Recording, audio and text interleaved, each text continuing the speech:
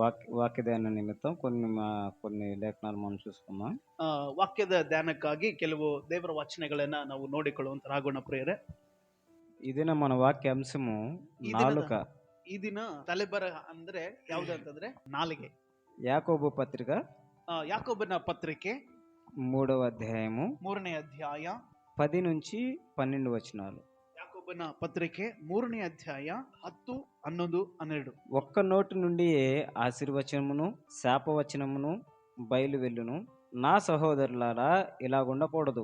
నీటి బుగ్గలో ఒక్క జలం నుండియే తీయని నీరును చేదు నీరును ఊరున.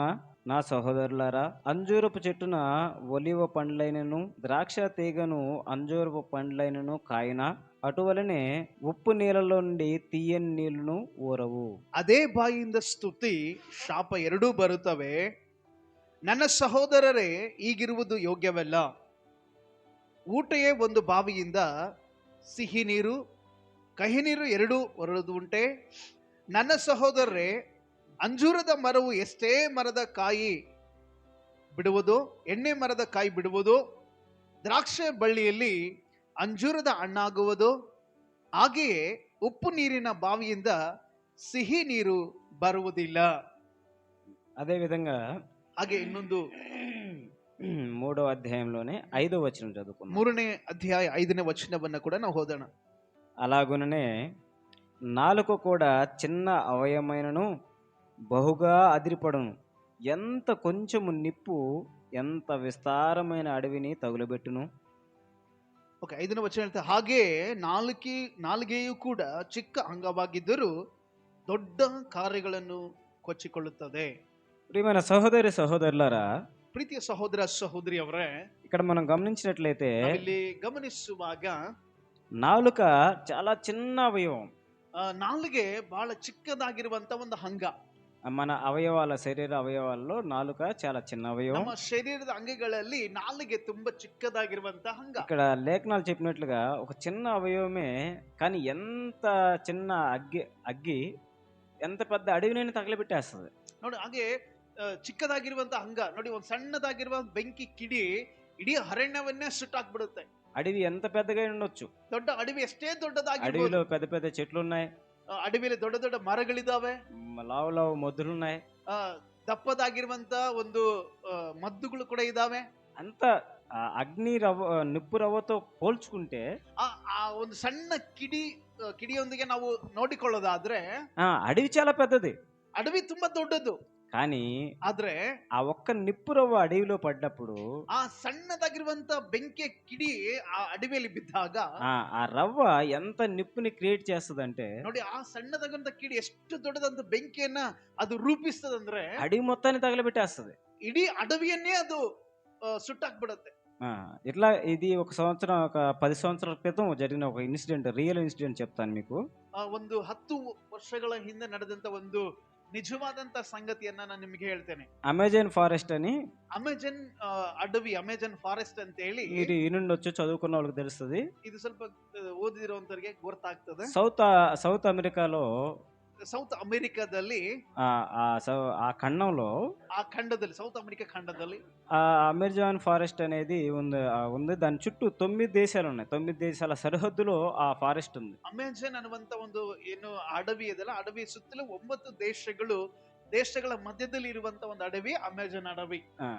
అది మన ప్రపంచానికి ఆక్సిజన్ ఇవ్వడానికి 60% oxygen will be created from Amazon forest. Okay, 60% ಏನು ಆಕ್ಸಿಜನ್ ಗಾಳಿಯನ್ನ ಕೊಡುವಂತ ಒಂದು ಅಡವಿ ಅಂದ್ರೆ ಅದು ಅಮೆಜಾನ್ ಅಡವಿ. మనకి గాలి కావాలి, దాంట్లో ఆక్సిజన్ ఉండాలి. ನಮಗೆ ಗಾಳಿ ಬೇಕು, ಅದರೊಳಗಡೆ ಆಕ್ಸಿಜನ್ ಇರಬೇಕು. మనం బ్రతకాలంటే ఆక్సిజన్ కావాలి. ನಮಗೆ ನಾವು ಜೀವಿಸಬೇಕಂದ್ರೆ ನಮಗೆ ಗಾಳಿ ಬೇಕು. ఆ ఆక్సిజన్ 60% అమెజాన్ ఫారెస్ట్ నుంచి మనకు వస్తుంది. ಆ ಒಂದು ಗಾಳಿ 60% ಎಲ್ಲಿಂದ ಬರ್ತದೆ? ಅಮೆಜಾನ್ ಅಡವಿಯಿಂದ, ಅಮೆಜಾನ್ ಫಾರೆಸ್ಟ್ ಇಂದ ಬರ್ತದೆ. ఆ ఫారెస్ట్ లో, ಆ ಒಂದು ಅಡವಿಯಲ್ಲಿ 9 దేశాల సరిహద్దులు ఉన్నాయి. 9 దేశాల మధ్యలో ఉంది అది. 9 దేశಗಳ మధ్యದಲ್ಲಿ ఆ ಒಂದು అమెజాన్ ఫారెస్ట్ ಇದೆ. అయితే ఈ ఫారెస్ట్ కున్న ఆ చుట్టుపక్కల ఉన్నటువంటి 9 దేశాలు ఆ ఫారెస్ట్ ని షేర్ చేసుకుంటూ ఆ స్థలం మాకు కావాలి, మాకు కావాలని ఆక్యుపై చేసుకుంటూ వెళ్తా ఉన్నారు ಈ దాన్ని. 9 ದೇಶದವರು ಏನ್ ಮಾಡಿದ್ದಾರೆ ಅಂದ್ರೆ ಈ ಆ ಫಾರೆಸ್ಟ್ ಅಡವಿಯನ್ನ, ಆ ಅಮೆಜಾನ್ ಅಡವಿಯನ್ನ ಇದು ನಮ್ಗೆ ಸ್ವಲ್ಪ ಬೇಕು, ನಮ್ಗೆ ಸ್ವಲ್ಪ ಬೇಕು ಅಂತೇಳಿ ಅವ್ರು ಏನ್ ಮಾಡ್ತಾರೆ, ಹಾಗೆ ಹಾಗೆ ಹಾಗೆ ಅದನ್ನ ವಶಪಡಿಸ್ಕೊಳ್ತಾ ಇದ್ದಾರೆ. ఆ, అయితే ఒక దేశం ఏం చేసిందంటే వాళ్ళ ప్రజల కోసం ಆದ್ರೆ ಒಂದು ದೇಶ ಅವರ ಪ್ರಜೆಗಳಿಗೋಸ್ಕರ ಅದು ಏನ್ ಮಾಡಿದೆ ಅಂದ್ರೆ, మీరు ఎంతవరకు ఆక్రమించుకుంటే అంతవరకు ఆక్రమించుకోండి ನೀವು అనేసి వాళ్ళ పర్మిషన్ ఇచ్చేసింది. ನೀವು ಎಷ್ಟುವರೆಗೆ ಬೇಕೋ ಅಷ್ಟುವರೆಗೆ ನೀವು ಅದನ್ನ ಆಕ್ರಮ ಮಾಡ್ಕೋಬೇಡ್ರಿ, ತಗೋಬೇಡ್ರಿ ಅಂತ ಹೇಳಿ ಅವ್ರು ಪರ್ಮಿಷನ್ ಕೊಟ್ಟಿದ್ದಾರೆ. ఆ, వేరే దేశాలు దాన్ని వ్యతిరేకించినాయి. ಬೇರೆ ದೇಶ ಅದಕ್ಕೆ ವಿರುದ್ಧವಾಯಿತು. కానీ ಆದ್ರೆ ఆ దేశం యొక్క ప్రజలు ఏం చేశారంటే, ಆ ದೇಶದ ಪ್ರಜೆಗಳು ಏನ್ ಮಾಡಿದ್ದಾರೆ ಅಂದ್ರೆ, వీళ్ళందరూ వ్యతిరేకిస్తున్నారు కాబట్టి మనం ఏదో ఒకటి చేయాలి. ಇವರೆಲ್ಲ ನಮ್ಗೆ ವಿರುದ್ಧವಾಗಿ ಬರ್ತಾ ಇದಾರಲ್ಲ, ಅದಕ್ಕೋಸ್ಕರ ನಾವ್ ಏನಾದ್ರೂ ಒಂದು ಮಾಡಬೇಕು. ఆ, అందుకోసం వాళ్ళు ఏం చేసి చిన్న నిప్పురవ్వని ఆ ఫారెస్ట్ వేసారు వాళ్ళ సైడ్. ಅದಕ್ಕೆ ಅವ್ರು ಏನ್ ಮಾಡಿದಾರೆ ಅಂದ್ರೆ, ಚಿಕ್ಕದಾಗಿರುವಂತ ಒಂದು ಬೆಂಕಿ ಕಿಡಿಯನ್ನ ಆ ಒಂದು ಅಡವಿಯಲ್ಲಿ ಹಾಕಿದ್ದಾರೆ. అది అడవిలో ఎలా వ్యాపించుకుంటూ వెళ్ళిందంటే, ಆ ಅಡವಿಯಲ್ಲಿ ಆ ಬೆಂಕಿ ಕಿಡಿ ಹೇಗೆ ಅದು ಹತ್ಕೊಂಡು ಹೋಯ್ತು ಅಂದ್ರೆ, దాన్ని కంట్రోల్ చేయడానికి ಅದನ್ನ ಕಂಟ್ರೋಲ್ ಅಂದ್ರೆ ಅದನ್ನ ತಡೆ ಹಿಡಿಯೋದಕ್ಕೋಸ್ಕರ 10 దేశాలు కలిసి 10 ದೇಶಗಳು ಸೇರಿ 3 నెలలు పెట్టింది దాన్ని ఆర్పడానికి. ಅದನ್ನು 3 ತಿಂಗಳಾಗಿದೆ, ಆ ಬೆಂಕಿಯನ್ನು ಆರಿಸಕ್ಕೆ 3 ತಿಂಗಳಾಗಿದೆ 10 ದೇಶದವರು. ఒక్క చిన్న నిప్పురవ్వే ಒಂದು ಸಣ್ಣದಾಗಿರುವಂತ ಒಂದು ಬೆಂಕಿ ಕಿಡಿ ఆ ఫారెస్ట్ లో మొదలైతే 3 నెలలు పట్టింది దాన్ని కంప్లీట్ ಆ చేయడానికి. ಬೆಂಕಿ ಕಿಡಿ ಪ್ರಾರಂಭ ಆಗಿದ್ದು ಆ ಅಡವಿಯಲ್ಲಿ 3 ತಿಂಗಳಾಗಿದಂತ ಆ ಬೆಂಕಿಯನ್ನು ಆರಿಸಲಿಕ್ಕೆ 10 ದೇಶದವರು ಪ್ರಯತ್ನ ಪಟ್ಟಾಗ. ఈ మాట ఎందుకు చెబుతుందంటే ప్రియులారా, ಈ ಮಾತನ್ನ ಯಾಕೆ ನಾನು ಹೇಳ್ತಾ ಇದ್ದೇನೆಂದ್ರೆ, ఇగో ఈ వాక్యం చదివినప్పుడు నాకు అదే గుర్తొచ్చింది. ಈ ವಾಕ್ಯವನ್ನ ಓದುವಾಗ ನನಗೆ ಅದು ನೆನಪಾಯಿತು. 5వ వచనంలో 5వ ವಚನ ಹೇಳ್ತದೆ, ఎంత కొంచెం నిప్పు ఎంత విస్తారమైన అడవిని తగలబెట్టును. ಎಷ್ಟು ಕೊಂಚ ಕಿಚ್ಚು ಎಷ್ಟು ದೊಡ್ಡ ಕಾಡನ್ನು ಉರಿಸುತ್ತದೆ ನೋಡಿರಿ. 6వ వచనం మొదట్లో 6వ ವಚನದ ಪ್ರಾರಂಭದಲ್ಲಿ, నాలుక అగ్నియే, ನಾಲಿಗೆ ಕೂಡ ಕಿಚ್ಚೆ, నాలుక అగ్నియే. ನಾಲಿಗೆ ಕೂಡ ಕಿಚ್ಚೆ. మనం ఈ నాలుకని ఎలా ఎలా వాడతాం? ಈ ನಾಲಿಗೆಯನ್ನ ನಾವು ಯಾವ ಯಾವ ರೀತಿಯಲ್ಲಿ ಉಪಯೋಗಿಸುತ್ತೇವೆ? నాలుక గురించి కలిగేటువంటి మనకి ఆ నాలుక ఏ విధంగా మనం వాడతాం? కత్తిలాగా వాడతామని, తర్వాత సుత్తిలాగా వాడతామని, ఆ నాలుగుతో చాలా ప్రమాదాలు ఉన్నాయని లేఖనాల్లో ఉన్నాయి. ಬೈಬಲ್ ನಲ್ಲಿ ಹೇಳ್ತದೆ, ನಾಲಿಗೆ ಒಂದು ಕತ್ತಿ ಆಗಿದೆ, ನಾಲಿಗೆ ಒಂದು ಒಡೆತ ಆಗಿದೆ, ಹೀಗೆ ನಾಲಿಗೆಯು ಬಹಳ ಭಯಂಕರವಾದಂತೇಳಿ ದೇವರ ವಾಕ್ಯದಲ್ಲಿ ಇದ್ದಾವೆ. కొన్ని మాటలు మనం లేఖనాల నుంచి చూసుకుందాం. ಕೆಲವು ದೇವರ ಸಂದೇಶಗಳನ್ನ, ಕೆಲವು ಮಾತುಗಳನ್ನ ವಾಕ್ಯದಿಂದ ನಾವು ನೋಡಿಕೊಳ್ಳೋಣ. ఇర్మియా గ్రంథం 9వ అధ్యాయం 9ನೇ ಅಧ್ಯಾಯ 3వ వచనం నుంచి 5వ వచనం వరకు చదువుకుందాం ప్రియులారా. 3ನೇ ವಚನದಿಂದ 5 ವಚನಗಳನ್ನ ನಾವು ಧ್ಯಾನ ಮಾಡಿಕೊಳ್ಳೋಣ. విండ్లను త్రొక్కి వంచునట్లు అబద్ధమాడుటకై వారు తమ నాలుకను వంచుదురు. దేశంలో తమకున్న బలమును నమ్మకముగా ఉపయోగపరచరు.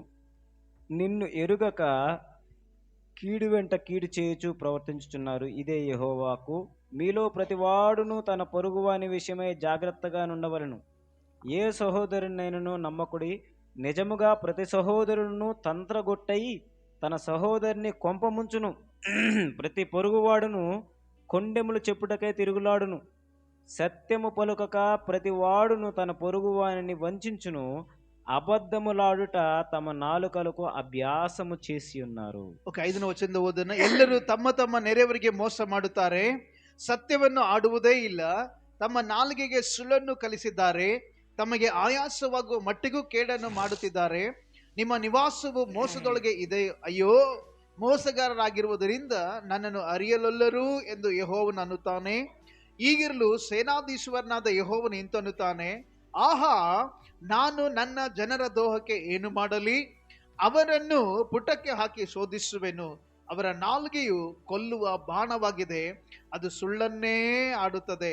ಒಬ್ಬನು ತನ್ನ ನೆರೆಯವನಿಗೆ ಬಾಯಿಂದ ಶುಭವಾಗಲಿ ಎಂದು ಹೇಳಿದರೂ ತನ್ನ ಹೃದಯದಲ್ಲಿ ಅವನಿಗಾಗಿ ಹೊಂಚು ಹಾಕುತ್ತಿದ್ದಾನೆ. ఇక్కడ ప్రియులారా, ಇಲ್ಲಿ ಪ್ರೀತಿಯ ದೇವ ಜನರೇ, 5వ వచనంలో 5వ ವಚನ ಹೇಳ್ತದೆ, నాలుక గురించి చాలా చక్కని మాట. ನಾಲಿಗೆ ವಿಷಯವಾಗಿ ಒಳ್ಳೆಯ ಸುಂದರವಾದಂತ ಮಾತಿದೆ. అబద్ధములాడుట తమ నాలుకలకు అభ్యాసము చేసి ఉన్నారు. ನೋಡಿ, ಅದು 5ನೇ ವಚನ ಹೇಳ್ತದೆ, ಸತ್ಯವನ್ನು ಆಡುವುದೇ ಇಲ್ಲ, ತಮ್ಮ ನಾಲಿಗೆ ಸುಳ್ಳನ್ನೇ ಕಲಿಸುತ್ತಾರೆ. అభ్యాసము చేసి ఉన్నారు. ನೋಡಿ, ಸುಳ್ಳನ್ನೇ ಮಾತಾಡುವುದಕ್ಕೆ ಅದಕ್ಕೆ ಅಭ್ಯಾಸ ಮಾಡಿದಾರಂತೆ. అభ్యాసం చేశారు అంటే నాలుకలకి అబద్ధం ఆడడం అనేది ఒక అభ్యాసం అయిపోయింది. ನಾಲಿಗೆಗೆ ಸುಳ್ಳನ್ನ ಹೇಳುವಂತದ್ದು ಅಭ್ಯಾಸ ಆಗ್ಬಿಟ್ಟಿದೆ ನಮಗೆ. దాన్ని ఒక ప్రాక్టీస్. అభ్యాసం మీన్స్ ప్రాక్టీస్. ಅದು ಅಭ್ಯಾಸ ಆಗಿದೆ ನಮಗೆ. Making practice to tell false statements. Okay, so ಸುಳ್ಳಾದಂತ ಮಾತುಗಳನ್ನ, ಸುಳ್ಳಾದಂತ ವಿಚಾರಗಳನ್ನ ಹೇಳಲಿಕ್ಕೆ ನಾಲಿಗೆಗೆ ನಾವು ಏನ್ ಮಾಡಿದೀವಿ, ಅದನ್ನ ಅಭ್ಯಾಸ ಮಾಡಿದೀವಿ. అలాగే మనం మన నాలుకలకి ಹಾಗೆ ನಮ್ಮ ನಾಲಿಗೆಗಳಿಗೆ ఏం ప్రాక్టీస్ చేపిస్తున్నామంట? ನಾವು ಏನ್ ಅಭ್ಯಾಸ ಮಾಡಿಸಿದೀವಿ ಅಂತ, అబద్ధం ఆడడం ప్రాక్టీస్ చేపిస్తున్నాం. ನಾವು ಸುಳ್ಳನ್ನ ಆಡುವಂತದನ್ನ ಪ್ರಾಕ್ಟೀಸ್ ಮಾಡಿಸಿದೀವಿ ಅಂತ. యేసు ప్రభు ముందు ఒక స్త్రీ మీద రాళ్ళేస్తా ఉన్నారు కొంతమంది. ಯೇಸು ಸ್ವಾಮಿಯ ಮುಂದೆ ಒಬ್ಬ ಸ್ತ್ರೀಯನ್ನ ಕಲ್ಲಿಂದ ಎಸೆಯುತ್ತಾ ಇದ್ದಾರೆ.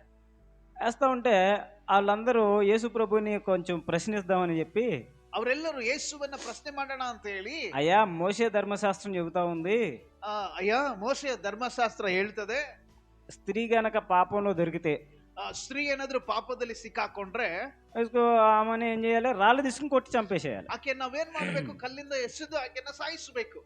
నువ్వు కూడా మరి ఒక మంచి ప్రవక్తవు కదా, ನೀನು ಕೂಡ ಒಳ್ಳೆ ಪ್ರವಾದಿ ಅಲ್ವಾ? మరి ఏమని ఇప్పుడు ఏం చేయాలి? మేము మోషే ధర్మశాస్త్రం ప్రకారం రాళ్ళతో కొట్టి చంపాలా లేదా? ಈಗ ಏನ್ ಮಾಡೋಣ? ಈಕೆ ಕೂಡ ಮೋಶೆ ಧರ್ಮಶಾಸ್ತ್ರ ಪ್ರಕಾರವಾಗಿ ಕಲ್ಲಿಂದ ಒಡೆದು ಸಾಯಿಸ್ಬೇಕಾ? చంపాలా వద్దా? ಸಾಯಿಸ್ಬೇಕಾ ಬೇಡ ಅಂತ ಕೇಳ್ತಾ ಇದ್ದಾರೆ. అయితే యేసు ప్రభు ఏమంటాడంటే, ಅದಕ್ಕೆ ಯೇಸು ಸ್ವಾಮಿ ಏನ್ ಹೇಳ್ತದಾನೆ? ధర్మశాస్త్రం చెప్పింది నిజమే, ಧರ್ಮಶಾಸ್ತ್ರ ಹೇಳ್ತದೆ ನಿಜ. ఆమె పాపంలో దొరికింది, రాళ్ళతో కొట్టి చంపాలి. ಆಕೆ ಪಾಪದಲ್ಲಿ ಸಿಕ್ಕಾಕೊಂಡಿದ್ದಾಳೆ, ಕಲ್ಲಿಂದ ಹೊಡಿಬೇಕು. కానీ ఎవరు చంపాలి? ಆದ್ರೆ ಯಾರು ಹೊಡಿಬೇಕು? ಕಲ್ಲಿಂದ ಯಾರು ಹೊಡಿಬೇಕು? పాపం చేయనోళ్ళు కొట్టాలి. ಯಾರು ಪಾಪ ಮಾಡಿಲ್ವೋ ಅವರು ಹೊಡಿಬೇಕು. ఆమె పాపం చేసింది, ಆಕೆ ಪಾಪ ಮಾಡಿದಾಳೆ, కాబట్టి పాపం చేయనోడు ఎవడో వాడు రాయి తీసుకుని కొట్టండి ఫస్ట్. ಹಾಗಾಗಿ ಪಾಪ ಯಾರು ಮಾಡಿಲ್ವೋ ಅವರು ಫಸ್ಟ್ ಕಲ್ಲಿಂದ ಹೊಡಿಗಿರಿ అనేసి ఈయన ఇంకా అదే అంతవరకు చెప్పి నేల మీద ఏదో రాసుకుంటా ఉన్నాడు మట్టిలో. ಅಷ್ಟು ಹೇಳಿ ಆ ನೆಲದಲ್ಲಿ ಆತನ ಏನೋ ಬರೀತಾ ಕೂತ್ಕೊಂಡಿದ್ದಾನೆ. అప్పుడు ಅವಾಗ తర్వాత కొంచెంసేపు అయినాక చూస్తే ಸ್ವಲ್ಪ ಹೊತ್ತು ಆದ ನಂತರ ನೋಡ್ತಾ ಇದ್ದಾವೆ, ఎవరు లేరు, ಅಲ್ಲಿ ಯಾರು ಇಲ್ಲ.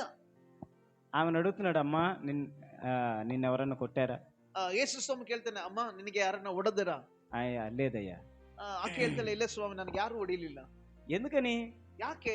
ఎందుకని? మరి అప్పుడు వరకు ధర్మశాస్త్రాన్ని ఎత్తి యేసు ప్రభువును ప్రశ్నించినటువంటి వ్యక్తులు, ಅಲ್ಲಿವರೆಗೂ ಧರ್ಮಶಾಸ್ತ್ರನ ಎತ್ತಿ ಎತ್ತಿ ಎತ್ತಿ ಹೇಳಿ ಪ್ರಶ್ನೆ ಮಾಡ್ತಿದ್ದವರು, రాళ్లతో కొట్టుకుంటా ఊరి బయటకు తీసుకొచ్చిన వాళ్ళు, ಕಲ್ಲಿಂದ ಒಡ್ಕೊಂಡು ಆಕೆನ ಊರಿಂದ ಹೊರಗಡೆ ಕರ್ಕೊಂಡು ಬಂದಂತ, అక్కడికి వచ్చేసరికి ಅಲ್ಲಿಗೆ ಬಂದ ಮೇಲೆ ఆయన నోటి నుంచి వచ్చిన మాట విని ಆತನ ಬಾಯಿಂದ ಬಂದಂತ ಮಾತನ್ನ ఒక్కళ్ళు కూడా ఒక రాయి కూడా ఎందుకు వాడలేదు? ಯಾಕೆ ಒಬ್ಬರು ಕೂಡ ಒಂದು ಕಲ್ಲನ್ನು ಕೂಡ ಉಪಯೋಗ ಮಾಡಿಕೊಳ್ಳಿಲ್ಲ? అలాగే ಹಾಗೆಯೇ ఇప్పుడు ఈ వాక్యాన్ని ఎత్తి పట్టుకుని ಈಗ ನಾವು ವಾಕ್ಯವನ್ನು ಎತ್ತಿಡಿಕೊಂಡು ఎవరు అబద్ధం ఆడలేదు ఇప్పటి వరకు చేతులెత్తుదాం.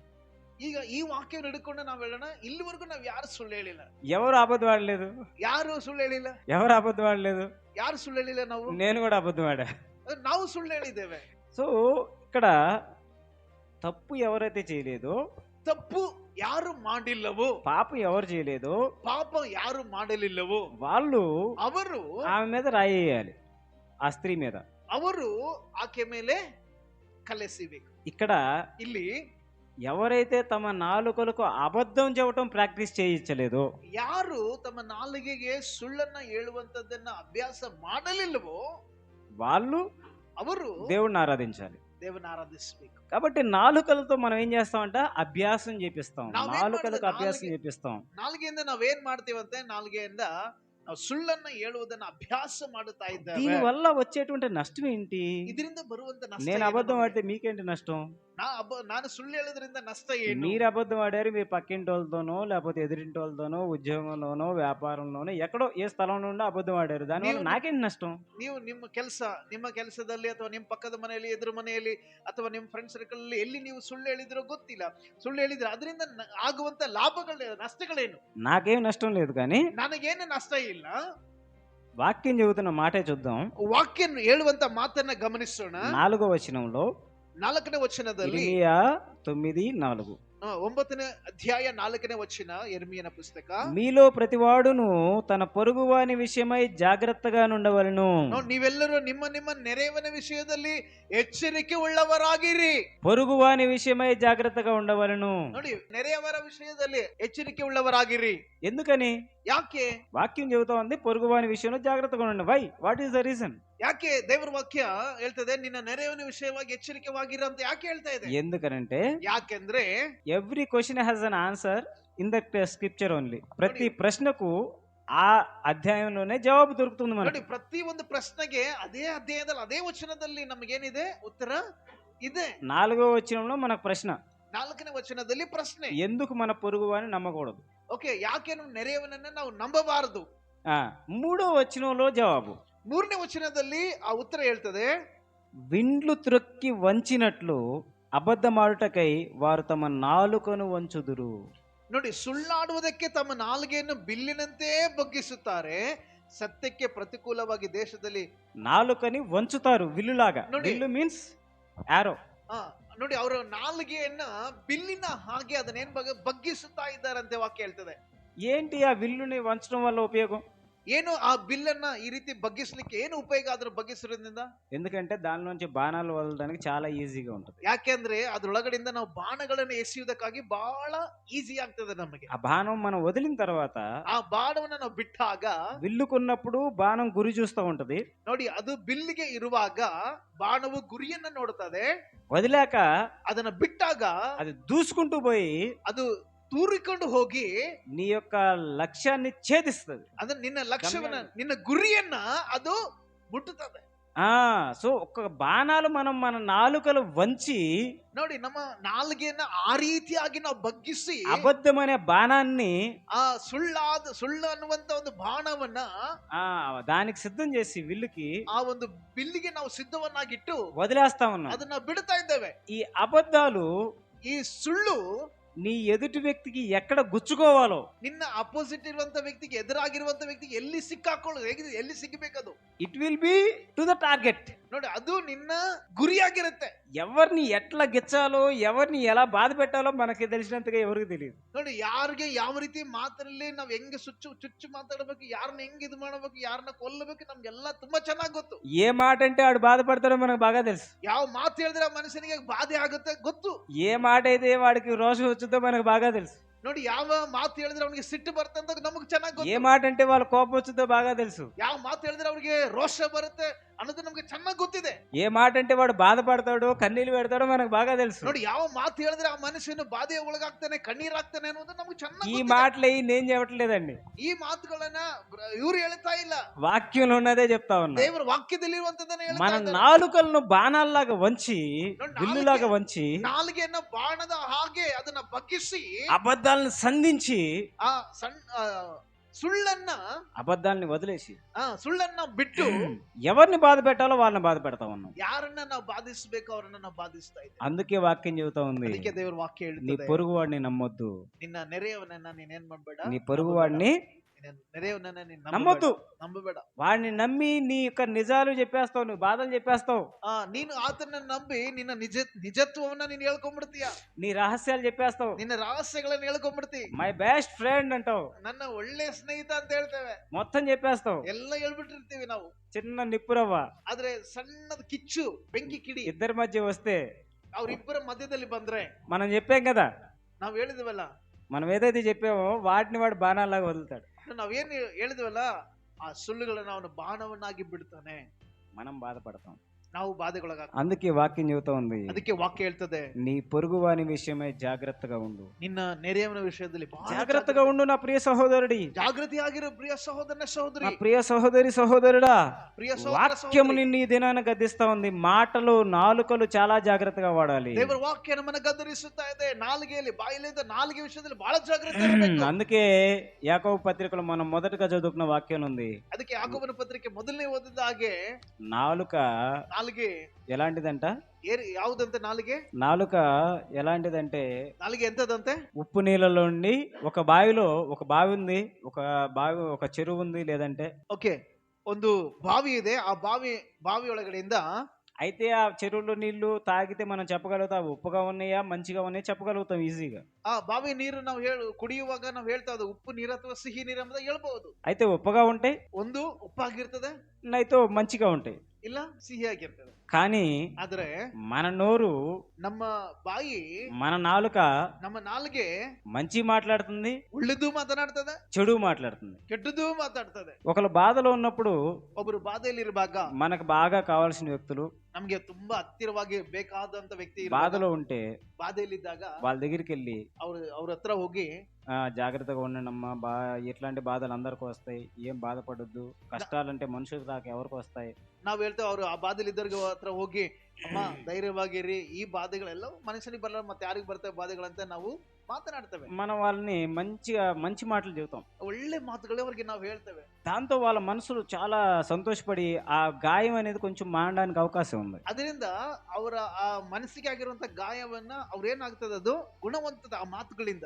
సో మాటలతో మనం మంచి చేయొచ్చు. ಅಂದ್ರೆ ಮಾತುಗಳಿಂದ ಅವ್ರನ್ನ ನಾವು ಗುಣಪಡಿಸಬಹುದು. అట్లానే ಹಾಗೆಯೇ మనకు కొంచెం నచ్చని వ్యక్తులు, ನಮಗೆ ಇಷ್ಟ ಇಲ್ಲದಿರುವಂತ ವ್ಯಕ್ತಿಗಳು కొంచెం సుఖంగా సంతోషంగా ఉంటే ನಮಗೆ ಸ್ವಲ್ಪ ಚೆನ್ನಾಗಿದ್ದಾರೆ ಅಂದ್ರೆ మనం ఏమనుకుంటాం, ఈయన ఎట్లయినా సరే ఇలా బాధ పెట్టాల్సిందే, ఈడు ಹಿಂಗಾದ್ರೂ- బాగా నవ్వుతూ ఉన్నాడు, ఇలా ఏడవలసిందే ఈడు. ಹಿಂಗಾದ್ರೂ ಮಾಡಿ ನಾವ್ ಏನಾದ್ರು ಏನೋ ಸ್ವಲ್ಪ ಬಾಧೆ ಮಾಡ್ಬೇಕು. ఈడు ఎడాలి, ఫుల్ సంతోషంగా ఉన్నాడు, నవ్వుతున్నాడు, ఏడవాలి. ಇದು ಏನೋ ಬಹಳ ಸಂತೋಷವಾಗಿದ್ದಾನೆ, ಖಂಡಿತ ಕಣ್ಣೀರು ಹಾಕ್ಲೇಬೇಕು ಅಂತ ಹೇಳಿ. ఎక్కడ ఏ మాటలు మాట్లాడాలో ఆ మాటలు వదిలేస్తాం. ಸೊ ಯಾವ ಕಡೆಯಲ್ಲಿ ಯಾವ ಮಾತು ಹೇಳಿದ್ರೆ ನಮ್ಗೆ ನೋವಾಗುತ್ತೆ ಆ ಮಾತುಗಳನ್ನ ಬಿಟ್ಟು అంటే ಬಿಡ್ತೇವೆ. ఉప్పు నీళ్ళు ఉన్నాయి, ಅಂದ್ರೆ ಉಪ್ಪು ನೀರು ಕೂಡ ಇದೆ, మంచి నీరు కూడా ఉంది. ಸಿಹಿ ನೀರು ಕೂಡ ಇದಾವೆ. ಯಾಕಂದ್ರೆ ಮೂರು. ಪತ್ರಿಕೆ ಅದೇ ವಾಕ್ಯ ಹೇಳ್ತದೆ, 3:12 3:12 ವಚನ. నా సహోదరులారా, అంజూరపు చెట్టున ఒలివ పండ్లైనను ద్రాక్ష తెగిన అంజూరపు పండ్లైన కాయన అటువలనే ఉప్పు నీళ్లు నుండి తీయని నీళ్లును ఓరవు. ನೋಡಿ, ಉಪ್ಪು ನೀ- ಅಂಜೂರದ ಮರವು ಎಣ್ಣೆ ಮರದ ಕಾಯಿ ಬಿಡುವುದು, ದ್ರಾಕ್ಷೆ ಬಳ್ಳಿಯಲ್ಲಿ ಅಂಜೂರದ ಹಣ್ಣಾಗುವುದು, ಹಾಗೆಯೇ ಉಪ್ಪು ನೀರಿನ ಬಾವಿಯಿಂದ ಸಿಹಿ ನೀರು ಬರುವುದಿಲ್ಲ. మన నోటి నుంచి వస్తే మంచి మాట రావాలి, ನಮ್ಮ ಬಾಯಿಂದ ಬರೋದಾದ್ರೆ ಒಳ್ಳೆ ಮಾತು ಬರಬೇಕು, లేదా చెడ్డ మాటలు రావాలి. ಇಲ್ಲಾಂದ್ರೆ ಕೆಟ್ಟ ಮಾತು ಬರಬೇಕು. మనము రెండు మాట్లాడుతున్నామని చెప్పి ఇక్కడ లేఖనాలు చెబుతా ఉన్నాయి. ದೇವ್ರ ವಾಕ್ಯ ಹೇಳ್ತದೆ ನಾವು ಎರಡನ್ನ ಮಾತಾಡ್ತಾ ಇದ್ದೇವೆ ಅಂತೆ. నా ప్రియ సహోదరి సహోదరుడా, ನನ್ನ ಪ್ರಿಯ ಸಹೋದರನ ಸಹೋದರಿ, నువ్వు ఆ విధంగా మాట్లాడడానికి నిజంగా నీకు అర్హత ఉందా? ಆ ರೀತಿಯಾಗಿ ನೀನು ಮಾತನಾಡಲಿಕ್ಕೆ ನಿನಗೆ ಅರ್ಹತೆ ಇದೆನಾ? మనం అలా విధంగా మాట్లాడవచ్చా? ನಾವು ಆ ರೀತಿಯಾಗಿ ಮಾತನಾಡಬಹುದಾ? మాట్లాడితే ఏం జరుగుతుంది? ಒಂದು ವೇಳೆ ಮಾತನಾಡಿದ್ರೆ ಏನಾಗುತ್ತೆ? ఇర్మియా గ్రంథం ఇందాక మనం చూసాము, 9వ అధ్యాయము. ಯೆರೆಮೀಯನ ಪುಸ್ತಕವನ್ನ ಮತ್ತೆ ನಾವು ತೆಗೆದುಕೊಳ್ಳೋಣ. ఇప్పుడు యోబు గ్రంథం చూద్దాం. యోబు కీర్తనలకు ముందు ఉంటుంది. ಓಕೆ, ಯೋಬನ ಗ್ರಂಥವನ್ನ ನಾವು ತೆಗೆದುಕೊಳ್ಳೋಣ. 5వ అధ్యాయము 5ನೇ ಅಧ್ಯಾಯ, ಯೋಬನ ಪುಸ್ತಕ 5ನೇ ಅಧ್ಯಾಯ 21ನೇ ವಚನ. ನಾಲಿಗೆ ಎಂಬ ಕೊರಡೆಗೆ ನೀನು ಮರೆಯಾಗಿರುವಿ, ವಿನಾಶ ಉಂಟಾದರೂ ನೀನು ಎದುರುವುದಿಲ್ಲ. నేను చదువుతున్నాను తెలుగులో. నోటి మాటల చేత కలుగు నొప్పి నీకు తగులకుండా ఆయన నిన్ను చాటు చేయును, ప్రళయము వచ్చినను నీవు దానికి భయపడు. నోటి మాట ఎంత ప్రమాదకరమైంది అనేది ఇక్కడ యోబు గ్రంథంలో మనం చదువుతున్నాం. ನೋಡಿ, ప్రియ సహోదరులారా, ಬಾಯಿಯ ಮಾತು ಎಷ್ಟು ನೋವಾದದ್ದು, ಎಷ್ಟು ಗಂಭೀರವಾದದ್ದು, ಎಷ್ಟು ಕಹಿಯಾದದಂತ ಯೋಬನ ಗ್ರಂಥ ಹೇಳ್ತಾ ಇದೆ. ఇక్కడ ఆ మాట వల్ల కలిగేటువంటి నొప్పి బయటికి కనిపించదు. ನಿನ್ನ ಮಾತಿಂದ ಆಗುವಂತ ಒಂದು ನೋವು ಹೊರಗಡೆ ಕಾಣಿಸುವುದಿಲ್ಲ. లోపల గాయం చిన్నగా ఉండదు, ಒಳಗಡೆ ಗಾಯವು ಚಿಕ್ಕದಾಗಿ, చిన్నగా చాలా పెద్దగా ఉంటుంది. ಓಕೆ, ಚಿಕ್ಕದಾಗಿ ಇರೋದಿಲ್ಲ, ಬಹಳ ದೊಡ್ಡದಾಗಿರ್ತದೆ ಆ ಗಾಯ. బయట గాయం కనపడదు, ಹೊರಗಡೆ ಆ ಗಾಯ ಕಾಣೋದಿಲ್ಲ. లోపల అయ్యే గాయం ಒಳಗಡೆ ಆ ಗಾಯ చిన్నగా ఉండదు, ಅದು ಚಿಕ್ಕದಾಗಿ ಇರೋದಿಲ್ಲ. అదే చెప్తా ఉన్నాడు ఇక్కడ. ಅದೇ ದೇವರ ವಾಕ್ಯ ಹೇಳ್ತದೆ. ఆ కలుగు నొప్పి నీకు తగులకుండా ఆయన కాపాడు. ఆయన దేవుడే వచ్చి కాపాడగలిగేంత పెద్ద బాణం అది. ನೋಡಿ, ದೇವರೇ ಬಂದು ಕಾಪಾಡುವಷ್ಟು ಮಟ್ಟಿಗೆ ಇರುವಂತ ದೊಡ್ಡ ಗಾಯ ಹೃದಯಕ್ಕಾಗುವಂತ. God is a shield for you for the arrows of false statements. ನೋಡಿ, ಸುಳ್ಳಾದಂತ ಈ ನೋವುಗಳಿಗೆ ದೇವರೇ ರಕ್ಷಕನಾಗಿದ್ದಾನೆ. లేకపోతే మనం ఆ మాటల నుంచి తప్పించుకోలేం. ಯಾಕಂದ್ರೆ ಆ ಮಾತುಗಳಿಂದ ನಾವು ತಪ್ಪಿಸ್ಕೊಳ್ಳಕ್ಕೆ ಸಾಧ್ಯ ಇಲ್ಲ. ఒక మాట ಒಂದು ಮಾತು మనిషిని ఎంతగా గాయపరుస్తుంది అంటే, ನೋಡಿ, ಮನುಷ್ಯನ ಎಷ್ಟು ಭಯಂಕರವಾಗಿ ಗಾಯಪಡಿಸ್ತದಂದ್ರೆ, నువ్వు ఏ స్థితిలోనే నువ్వు ఉండు, ನೀನು ಯಾವುದೇ ಸ್ಥಿತಿಯಲ್ಲಿ ಇರು, నువ్వు ఏ స్థానంలోనే నువ్వు ఉండు, ಯಾವುದೇ ಸ್ಥಾನದಲ್ಲಿ నువ్వు దేశాలన్నింటినీ పాలించే రాజు అవు, ನೀ ದೇಶವನ್ನೆಲ್ಲ ಪಾಲಿಸುವ ರಾಜನಾಗಿರ್ಬಹುದು, ఏ స్థానంలో ఉన్నా సరే, ನೀ ಎಂತ ದೊಡ್ಡ ಸ್ಥಾನದಲ್ಲಿ ಇದ್ರೂ ಕೂಡ మాట ಮಾತು మనిషిని ఎంతగా గాయపరుస్తుంది అంటే, ಮನುಷ್ಯನ ಹೆಚ್ಚಾಗಿ ಗಾಯ ಮಾಡ್ತದಂದ್ರೆ, కత్తితో పొడిచే దానికంటే, ಕತ್ತಿಯಿಂದ ತಿವಿಯುವುದಕ್ಕಿಂತ ಹೆಚ್ಚಾಗಿ, గన్తో గాల్చిన దానికంటే, ಒಂದು ಬಂದೂಕಿಂದ ಹೊಡೆಯೋದಕ್ಕಿಂತ ಹೆಚ್ಚಾಗಿ, బాణంతో గుచ్చిన దానికంటే, ಬಾಣದಿಂದ ಚುಚ್ಚೋದಕ್ಕಿಂತ ಹೆಚ್ಚಾಗಿ ఆ మాట ಆ ಮಾತು గుర్తొచ్చినప్పుడల్లా ఏడుస్తాం. ಆ ಮಾತು ನಮ್ಗೆ ನೆನಪಾದಾಗೆಲ್ಲ ಅಳ್ತಾ ಇರ್ತೇವೆ ನಾವು. గుర్తొచ్చిన ప్రతిసారి దుఃఖం తన్నుకొస్తా ఉంటది నీలో నుంచి. ನೋಡಿ, ಪ್ರತಿ ಸಾರಿ ನಮಗೆ ಗೊತ್ತಾದಾಗೆಲ್ಲ ಅಂದ್ರೆ ನೆನಪಾದಾಗೆಲ್ಲ తప్పించుకోలేవు. మనిషి ఎవరు ನೋವುಗಳಿಂದ ಬರ್ತಾ ಇರುತ್ತೆ, ఎవరు తప్పించుకోలేరు దాని నుంచి. ಅದರಿಂದ ಯಾರು ತಪ್ಪಿಸ್ಕೊಳ್ಳಕ್ಕೆ ಸಾಧ್ಯ ಇಲ್ಲ. కత్తి నీకు గుచ్చుకున్నప్పుడే రక్తం వస్తుందేమో, ಕತ್ತಿ ನಿನಗೆ ಚುಚ್ಚಿಕೊಂಡಾಗ ಮಾತ್ರ ರಕ್ತ ಬರ್ತದೆ, కానీ ఆ మాట ಆದ್ರೆ ಮಾತು నీ చెవిని పడ్డ తర్వాత, ನಿನ್ನ ಕಿವಿಗೆ ಬಿದ್ದಾಗ, నీ హృదయంలోకి వెళ్ళాక, ನಿನ್ನ ಹೃದಯದಲ್ಲಿ ಒಳಗಡೆ ಹೋದ నువ్వు ಮೇಲೆ ఎక్కడ ఉన్నా సరే, ನೀನು ಎಲ್ಲಿದ್ರೂ ಕೂಡ, నువ్వు ఒంటరిగా ఉన్నా, ನೀನು ಒಬ್ಬಂಟಿಗಳ 10 మందిలో ఉన్నా, 10 ಜನರ ಮಧ್ಯದಲ್ಲಿ దేవుని సన్నిధిలో ఉన్నా, ದೇವರ ಸನ್ನಿಧಾನದಲ್ಲಿ ಇದ್ರು, బయట ఉన్నా, ಹೊರಗಡೆ ಇದ್ರು, ఎక్కడ ఉన్నా సరే, ಇದ್ರು ಕೂಡ ಸರಿ, గుర్తొచ్చిన ప్రతిసారి ನಿನಗೆ ನೆನಪಾದಂತ ಪ್ರತಿ ಸಾರಿ నీ కళ్ళలో నుంచి నీరు దారగా కారుతూనే ఉంటుంది. ನಿನ್ನ ಕಣ್ಣಲ್ಲಿ ನೀರು ಹಾಗೆ ಹರಿದು ಹೋಗ್ತಾ ಇರುತ್ತೆ. ఏ మీకు లేదా అనుభవం? ಯಾಕೆ ನಿಮಗಿಲ್ವಾ ಅನುಭವ? మన ಇಲ್ಲ? జీవితంలో ఎవరికి అలా అనుభవం లేదా? ನಮ್ಗೆ ಈ ರೀತಿಯಾದಂತ ಅನುಭವ ನಮ್ಗೆ ಯಾರು నా ಇಲ್ವಾ? ప్రియ సహోదరి సహోదరుడా, ಪ್ರೀತಿಯ ಸಹೋದರ ಸಹೋದರಿಯೇ, నీ హృదయానికి గుచ్చుకున్న గాయాలంటి మాటలన్నిటి నుంచి ನಿನ್ನ ಹೃದಯಕ್ಕೆ ಚುಚ್ಚಿಕೊಂಡಿರುವಂತ ಗಾಯಗಳೆಲ್ಲದಕ್ಕಿಂತ ఈ దినాన మనం ఉపశమనం పొందుతున్నాం. ಈ ದಿನ ನಾವು ಉಪಶಮನವನ್ನು ಹೊಂದಿಕೊಳ್ಳುತ್ತಾ ಇದ್ದೇವೆ. మనం ఈ దినాన సంతోషంగా ఉన్నాం, ಇವತ್ತು ನಾವು ಸಂತೋಷವಾಗಿರ್ತೇವೆ, నెమ్మదిగా ఉన్నాం. ನೆಮ್ಮದಿಯಾಗಿದ್ದೇವೆ. కారణం ఏంటి? ಕಾರಣ ಏನು? లేఖనాల వల్ల. ದೇವರ ವಾಕ್ಯದ ಪರವಾಗಿ వాక్యం చెబుతా ఉంది, ದೇವರ ವಾಕ್ಯ ಹೇಳುತ್ತದೆ, ఆ అబద్ధానికి నీకు మధ్య దేవుడే ఒక కవచంగా నిలబడతా ఉన్నాడు. ಆ ಸುಳ್ಳಿಗೆ ಮತ್ತೆ ನಿನಗೆ ಮಧ್ಯದಲ್ಲಿ దేవుని నామానికి మహిమ కలుగును గాక. ದೇವರೇ ಕವಚವಾಗಿ ಆತನ ನಿಂತುಕೊಳ್ಳುತ್ತಾನೆ. ఆయనే మనకు షీల్డ్. ಆತನೇ ನಮಗೆ ಕವಚವಾಗಿದ್ದಾನೆ. కాబట్టే నువ్వు ఇప్పుడు ధైర్యం కలిగి ఉన్నావు, ಆದ್ರಿಂದ ನೀನು ಧೈರ್ಯವಾಗಿದ್ದೀಯ, కాబట్టే నువ్వు నవ్వుతా ఉన్నావు, ಆದ್ರಿಂದ ನೀನು ನಗುತ್ತಾ ಇದೀಯಾ, కాబట్టే నువ్వు నెమ్మది పొందుకోగలిగావు. ಹಾಗಾಗಿ ನಿನ್ನ ನಮ್ಮ ನೆಮ್ಮದಿಯನ್ನು ಹೊಂದಿಕೊಳ್ತಾ ಇದ್ದೀಯ. వాక్యం సత్యం. ದೇವರ ವಾಕ್ಯ ಸತ್ಯವು. దీనికంటే గొప్పది ప్రపంచంలో ఏదీ లేదు. ದೇವರ ವಾಕ್ಯಕ್ಕಿಂತ ದೊಡ್ಡದು ಪ್ರಪಂಚದಲ್ಲಿ ಯಾವುದೂ ಇಲ್ಲ. వాక్యం స్పష్టంగా నీతో నాతో మాట్లాడుతుంది. ದೇವರ ವಾಕ್ಯ ಸ್ಪಷ್ಟವಾಗಿ ಮಾತಾಡುತ್ತದೆ ನಮ್ಮೊಂದಿಗೆ. అలాంటి నాలుకలతో వచ్చే బాణాల నుంచి ಆ ನಾಲ್ಗೆಯಿಂದ ಬರುವಂತ ಬಾಣಗಳನ್ನ, దేవుడు నీకు కవచంగా ఉన్నాడని లేఖనాలు ಆ స్పష్టంగా చెబుతాయి. ಬಾಣಗಳಿಗೆ ವಿರುದ್ಧವಾಗಿ ನಿನಗೂ ದೇವರ ಕವಚವಾಗಿ నీకు నాకు తెలియట్లా, నీకు నాకు తెలియట్లా. ನನಗೆ ನಿನಗೆ ಗೊತ್ತಿಲ್ಲ. ಅದು కొన్ని మాటలు మన చెవి దాకా రాలా, ನಮ್ಮ ಮಾತುಗಳು ನಮ್ಮ ಕಿವಿಯವರೆಗೆ ಬಂದಿಲ್ಲ. కొన్ని మనం విన్నాం, ಕೆಲವು ನಾವು ಕೇಳಿದ್ದೀವಿ, కొన్ని వేరే వాళ్ళ ద్వారా తెలుసుకున్నాం, ಕೆಲವರು ಬೇರೆಯವರು ಹೇಳಿದಾಗ ಕೇಳಿಸ್ಕೊಂಡಿದೀವಿ. ఇంకొన్ని మాటలు మన దగ్గర రాకుండా దేవుడు ఆపేసాడు. ಇನ್ನು ಕೆಲವು ಮಾತುಗಳು ದೇವರು ನಮ್ಮ ಬಳಿಗೆ ಬರೋಕ್ಕಿಂತ దేవుడికి నువ్వంటే ప్రేమమ్మా, ಯಾಕಂದ್ರೆ ದೇವರು ನಿನ್ನ ಮೇಲೆ ಪ್ರೀತಿ ಇಟ್ಟಿದ್ದಾನೆ. దేవుడికి నువ్వంటే ప్రేమ నా సహోదరుడా. ಓ ದೇವರಿಗೆ ನೀನಂದ್ರೆ ದೇವರಿಗೆ ಪ್ರೀತಿಯುಳ್ಳ ಸಹೋದರ. అందుకే అది నీ దాకా రాకుండా ఆయన మధ్యలో నిలబడిపోయాడు. ಅದಕ್ಕೆ ಅದು ನಿನ್ನ ಹತ್ರ ಬರೋವರೆಗೂ ದೇವರು ಅದನ್ನ ಅಲ್ಲೇ ನಿಲ್ಲಿಸಿಬಿಟ್ಟಿದ್ದಾನೆ. అదే మాట యోబు చెబుతా ఉన్నాడు. ಅದೇ ಮಾತನ್ನ ಯೋಬನು ಹೇಳ್ತಾ ಇದ್ದಾನೆ. యోబు అదే మాట చెబుతున్నాడు. ಯೋಬನು ಅದೇ నోటి మాట చేత కలుగు నొప్పి ನೋಡಿ, ನಾಲ್ಗೆ ಎಂಬ ಕೊರಡಿಗೆ ನೀನು నీకు తగులకుండా ನಿನಗೆ ನಿನಗೆ ಅದು ವಿನಾಶವಾದರೂ ఆయన నిన్ను చాటు చేయును. ಆತನು ನಿನ್ನನ್ನ ಮರೆ ಮಾಡುತ್ತಾನೆ. ఆయన వెనకాల దాస్తూ ఉన్నాడు, ఆయన వచ్చి ముందు నిలబడతా ఉన్నాడు. ఆ గాయాలు ఆయన తింటా ఉన్నాడు, ఆ దెబ్బలు ఆయన తింటా ఉన్నాడు. ನೋಡಿ, ಆತನ ಮುಂದೆ ಬಂದು ನಿಂತ್ಕೊಳ್ತಾನೆ. ಆ ಗಾಯಗಳು ಆತನಿಗೆ ಆಗ್ತಾ ಇದೆ, ಆ ನೋವುಗಳು ಆತನಿಗೆ ಆಗ್ತಾ ಇದೆ. ఆయన తింటా ఉన్నాడు, ಆತನ ಅದನ್ನ ಅನುಭವಿಸ್ತಾ ಇದ್ದಾನೆ. మనల్ని కాపాడుతున్నాడు. ನಮ್ಮನ್ನ ಕಾಪಾಡ್ತಾ ಇದ್ದಾನೆ. అందుకే అంటాడు, మనల్ని చాటు చేయును. ఆయన మనకంటే ముందు నించున్నాడు. ಆತನು ನಮ್ಮನ್ನ ಮರೆ ಮಾಡ್ತಾನೆ. ಮರೆ ಅಂತಂದ್ರೆ ಆತನು ಮುಂಬಲವಾಗಿ ನಿಂತುಕೊಳ್ಳುತ್ತಾನೆ. కాబట్టి మాట చాలా ప్రమాదకరమైంది. ಅದರಿಂದ ಮಾತು ಬಹಳ ಅದು ಅಪಾಯಕರವಾದ. మరొక మాట చూసుకుందాం. ಇನ್ನೊಂದು ಮಾತನ್ನ ನಾವು ಗಮನ ಕೊಡೋಣ. యోబు తర్వాత కీర్తనలో ಕೀರ್ತನೆಗಳು 5వ అధ్యాయము, 5ನೇ ಒಂದು ಕೀರ್ತನೆ, 5వ అధ్యాయము 9వ వచనం. 5ನೇ ಕೀರ್ತನೆ 9ನೇ ವಚನವನ್ನ ನಾವು ಓದಿಕೊಳ್ಳೋಣ. వారి నోట యథార్థత లేదు, వారి అంతరంగము నాశనకరమైన గుంట, వారి కంఠము తెరచిన సమాధి, వారు నాలుకతో ఇచ్చకములాడుదురు. ನೋಡಿ, 9ನೇ ವಚನ, ಅವರ ಬಾಯಲ್ಲಿ ಯಥಾರ್ಥವೇ ಇಲ್ಲ, ಅವರು ನಾಲ್ಗೆಯಿಂದ ಸವಿ ಮಾತಾಡಿದರೂ ಅವರ ಹೃದಯವು ನಾಶಕರವಾದ ಗುಂಡಿ, ಅವರ ಗಂಟಲು ತೆರೆದಿರುವ ಸಮಾಧಿ.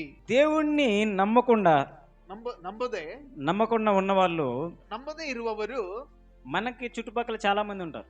ನಮಗೆ ಅಕ್ಕಪಕ್ಕದಲ್ಲಿ ಬಹಳ ಜನ ಇರ್ತಾರೆ. ದೇವ್ರು ನಂಬದೇ ಇರುವಂತವ್ರು. డబ్బు ఉంటది, ಹಣ ಇರ್ತದೆ, రాజకీయ పలుకుబడి ఉంటది, ಒಳ್ಳೆ ರಾಜಕೀಯ ಒಂದು ಸಂಬಂಧ ಇರ್ತದೆ, ఆస్తిపాస్తులు ఉంటాయి, ಆಸ್ತಿಪಾಸ್ತಿಗಳು ಇರ್ತವೆ. ఇన్ని ఉన్నాయి కదా. ಇವೆಲ್ಲ ಇದೆ ಅಲ್ಲ, చూడ్డానికి సంఘంలో మంచి పేరు ప్రతిష్టలు ఉంటాయి, ನೋಡ್ಲಿಕ್ಕೆ ಸಭೆ ಒಳಗಡೆ ಒಳ್ಳೆ ಒಂದು ಹಂತದಲ್ಲಿ ಇರ್ತಾರೆ, ಒಳ್ಳೆ ಮರ್ಯಾದಸ್ಥರು ಇರ್ತಾರೆ. వారి గురించి ಅವರ ಬಗ್ಗೆ ఆ ఉన్న ఊర్లోనే ಇರುವಂತ ಆ ಊರಲ್ಲಿ వీళ్ళు మంచి స్థితిలో ఉన్నారు కదా, ಇವರೆಲ್ಲರೂ ತುಂಬಾ ಒಳ್ಳೆ ಸ್ಥಾನದಲ್ಲಿ ಇದ್ದಾರಲ್ವಾ, వీళ్ళ గురించి ఒక మంచి మాట చెప్పండి అంటే ಇವ್ರ ವಿಷಯವಾಗಿ ಒಂದು ಒಳ್ಳೆ ಮಾತು ಹೇಳ್ರಿ ಅಂತ ಹೇಳಿದ್ರೆ ఎంతమంది వాళ్ళ గురించి వీళ్ళు నమ్మకమైన వాళ్ళు, ಎಷ್ಟು ಜನ ಅವ್ರ ಬಗ್ಗೆ ಇವರು ನಂಬಿಗಸ್ತರು, యథార్థవంతులు, ಯಥಾರ್ಥವಂತರು, అస్సలు అబద్ధం ఆడరు ಅಸಲು ಇವ್ರಿಗೆ ಸುಳ್ಳೇ ಹೇಳಲ್ಲ ಇವರು. అని ఎంతమంది చెబుతారు ఆ ఊర్లో? ಆ ಊರಲ್ಲಿ ಎಷ್ಟು ಜನ ಹೇಳ್ತಾರೆ ಅವ್ರ ಬಗ್ಗೆ, ಅಂತವ್ರ ಬಗ್ಗೆ? కొంతమందే చెబుతారు. ಸ್ವಲ್ಪ ಮಂದಿ ಹೇಳ್ಬಹುದು. కొంతమంది వీళ్ళు అసలు వాళ్ళని నమ్మడానికే ఇల్లేదు బాబు. ಆದ್ರೆ ಕೆಲವರು ಹೇಳ್ತಾರೆ ಇವ್ರನ್ನ ಒಟ್ಟ ನಂಬಕ್ಕೆ ಆಗಲ್ಲ ಬ್ರದರ್. ఆ వాడు నోరు తెరిచాడండి ఇంక అంతే.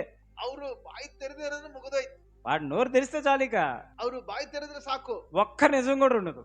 ಒಂದು ಸತ್ಯ ನೋಡಿ ಇರೋದಿಲ್ಲ. వారి నోట యథార్థత లేదు. ಅವರ ಬಾಯಿಲಿ ಯಥಾರ್ಥತ್ವತೆ ಇಲ್ಲ. వారి నోట యథార్థత లేదు. ಅವರ ಯಥಾರ್ಥತ್ವತೆ ಇಲ್ಲ. అతను ಆತನು విగ్రహారాధకను. సో అతని దగ్గర యథార్థత లేదంటే వాళ్ళు మనం కామెడీ చేసుకోవడానికి బాగానే ఉంటది. ನೋಡಿ, ಆತನ ಹತ್ರ ಯಥಾರ್ಥತ್ವ ಇಲ್ಲ ಅಂತಂದ್ರೆ ನಾವು ಅದನ್ನ ತಮಾಷೆ ತೆಗೆದುಕೊಳ್ಳಿಕ್ಕೆ ಒಳ್ಳೇದು. ఒక క్రైస్తవుడు ఆ పని చేస్తే, ಒಂದು ವೇಳೆ ಕ್ರೈಸ್ತನು ಆ ಕೆಲಸ ಮಾಡಿದ್ರೆ అది ఎలా ఉంటుంది? ಅದೇ ಹೇಗಿರ್ತದೆ? చెయ్యొచ్చా? ಮಾಡಬಹುದಾ?